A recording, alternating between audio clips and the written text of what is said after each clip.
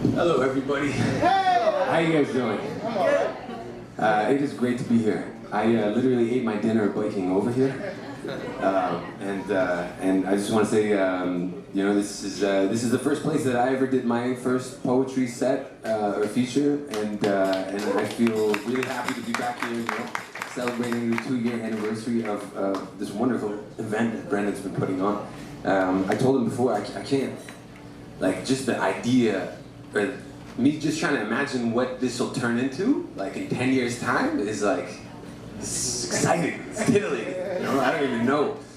Ooh, but anyway, so I'm gonna do things a little bit at my own pace. I know us spoken word poets and slam poets, a lot of times like put a lot of pressure on ourselves to memorize poems and perform poems, and I don't really want to let any of that stuff take away from what I wanted to share with you guys, so I figure I have a notebook here, and there's some stuff that I haven't really shared in the slam scene much, so I'll go through some of this, and I hope you enjoy.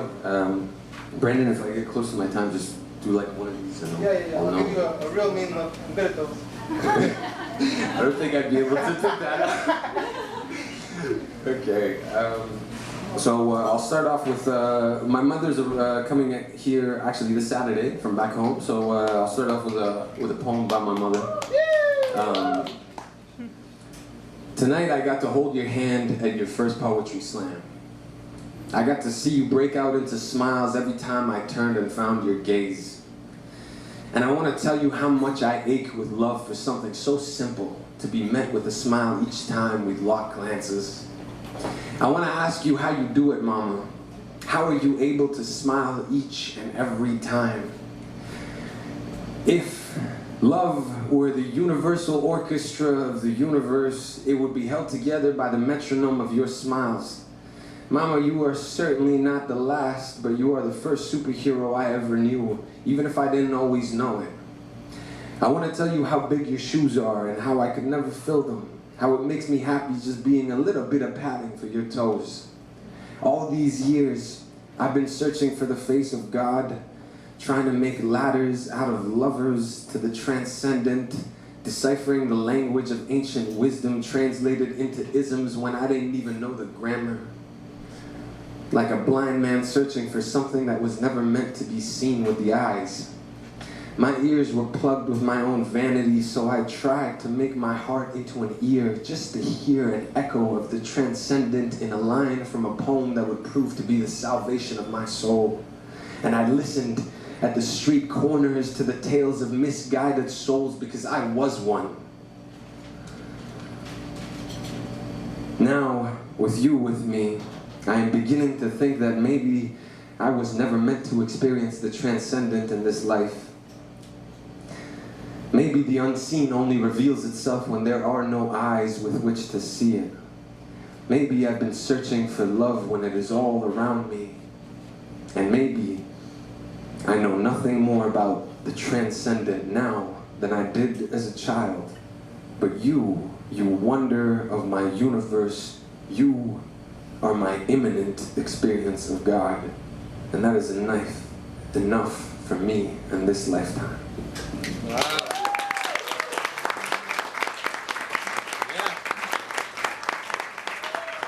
My mom actually hasn't heard that poem yet. What? I know. But she's coming soon, so I'll make sure she gets it. So there's a little Rumi quote I wanted to share with you guys. It's actually a short poem. It's called The Guest House. You guys who've been to my sets before, you know this is like basically just you know, this is just defaults for me to quote Rumi and go into this. But you know, he says it so well, so why not? This is called The Guest House. This being human is a guest house. Each morning, a new arrival, a joy, a depression, a meanness. Some momentary awareness comes as an unexpected visitor. Welcome and entertain them all, even if they are a crowd of sorrows who violently sweep your house empty of its furniture. Still, treat each guest honorably. He may be clearing you out for some new delight. The dark thought, the shame, the malice, meet them at the door, laughing, and invite them in. Be grateful for whatever comes, because each has been sent as a guide from beyond.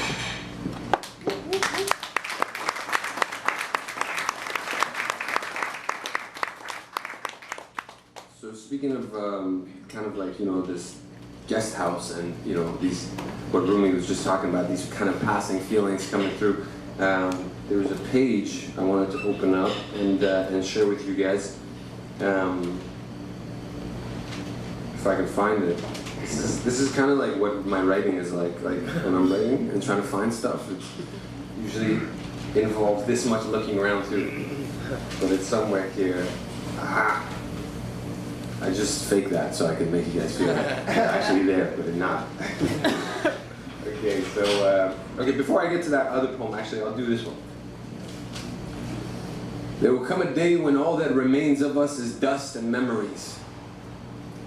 And everything I love about you, your silent smiles, the dance of your eyes, the way words roll off your tongue, the feeling of your fingers on my back, when I stood over the sink, the stove, the arch in your feet on tiptoes when we kiss, the welcoming grooves of your lower back, the plush fullness of your thighs.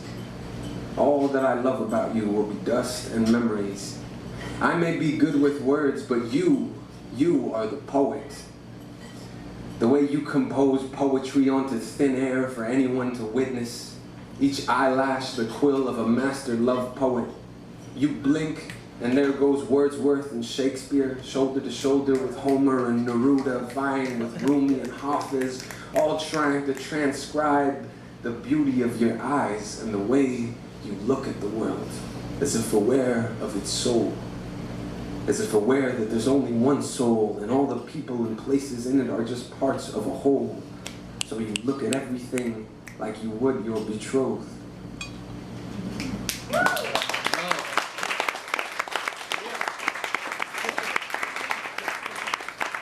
How you guys feeling? I like you, man. Nice hair too. That's awesome. I had a fro up until a little while ago, but it just got too heavy. Now it kind of falls. You know? Yeah. I miss it. But how am I doing on time, man? You're doing great. We're doing good. Okay. I'll have some fun with this. Sometimes I just write stuff and like try to see how different it could sound, but it might be the same thing. So I'll just show you. How can I love you better? How can I love you better?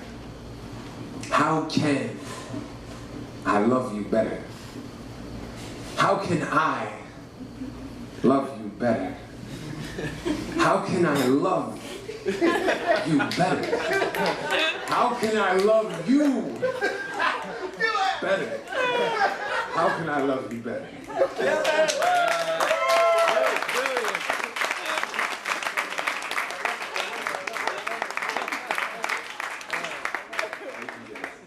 You guys are awesome. Yeah, by all means. How am I doing on time? As long as you don't ask me anymore, don't go over time. Okay, I'll stop asking. Just take a little more. So there's a poem I wrote a few years ago called Ancestry, and it's about beginnings and birth and stuff. And I guess some people here know it. So see you, respect. So I just wrote a little piece, and it was I shared it with a couple of friends, and it's kind of on the tip of ancestry. You know, think of it maybe as a post or a second part to it or something. They come and we break words and wet tongue to speak to each, but you and I share something beyond words, a dance of light in the eyes, something rooted so deep in the seed of our being that it precedes language. What is the mother tongue of the universe, and what was its first word? What were some of the earliest languages of being and becoming? What was the first death experienced by our universe? I ask because I think our first experience of death and temporality may be what preceded the birth of language. In coming face to face with its own mortality, did the silence of the universe erupt with the ripples of language, each word a container, a souvenir from travels past, a glimpse into the untime-bound, for the time bound.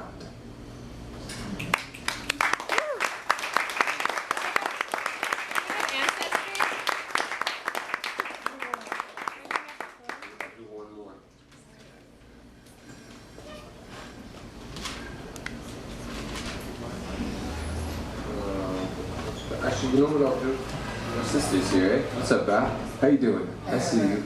That's my sister right there, the shy girl, you know, who doesn't want to point it out. Okay, so there's a poem I wrote a while ago for a cousin of mine, and I would like to share that because this feels great, and you guys are awesome. So. Yeah, I know, really. It's mostly grocery listed. Yeah, there's all kinds of, there's everything in here. If I am to speak of those who are no longer with us, I want only to celebrate them. Like the memory of my 24-year-old cousin Mehdi. Mehdi had just graduated as a civil engineer. He loved metal music, and he was one of the nicest people you'd ever meet. He was a solid guy in every sense. Strapping young man. A looker, too. Well-read, well-spoken, well-intentioned. From a good family and loving parents. Second son, second youngest of 4. He was the kind of guy you knew one day would make a great father. And though I didn't know it then, he was one of my best friends. I'm not quite sure how to celebrate Mehdi's life besides cherishing his memory. But sometimes, when the thought of him comes to me unbidden, I think maybe Mehdi would want me to celebrate his life by living mine to the fullest. I think he would want me to continue taking chances, and on the days I can't find my balance, to not give in, but just change stances. Mehdi would not want me or anyone to mourn him. He reminds us to remember him through one another, to cherish these moments like we cherish his own. Mehdi would not give a flying fuck about which politics I chose, or which flags I wore, or causes I fought for. He would not give a fart in the wind to whom would go my vote. He would not bat an eyelash over who I decide to call friend, lover, or brother. Mehdi would not give a dead rat's ass about how I prayed, to whom I prayed, or whether I prayed at all.